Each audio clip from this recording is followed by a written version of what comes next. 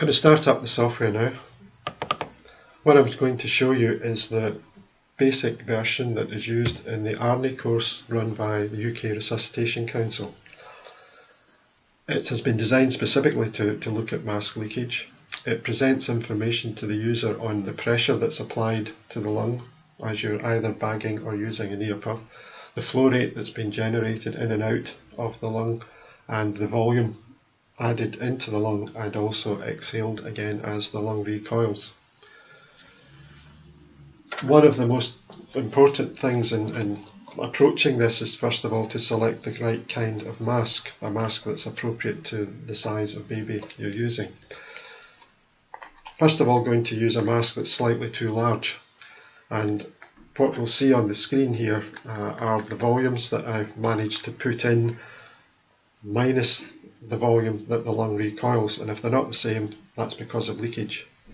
So let's see what sort of results I can achieve using this mask. As always, support the chin back a little, roll the mask on from the chin up onto the face, and then gently press in.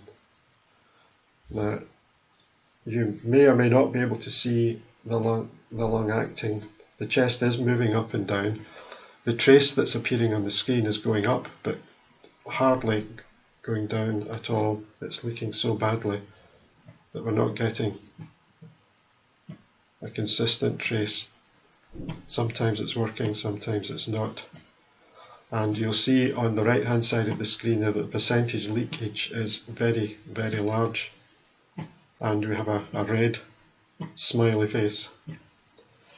If I change to a slightly smaller mask, slightly rounder structure,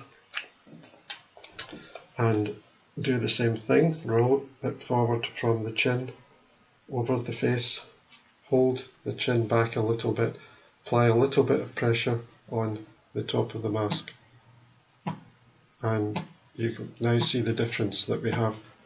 Consistency in terms of volume applied, a very good leakage rate, and that's simply, I'm using the same technique with both masks, but that's simply because I've picked a mask that's more appropriate for this size of baby. So one of the skills that you'll see the benefit of is that if selecting the right mask, you can achieve much better results in terms of leakage rate.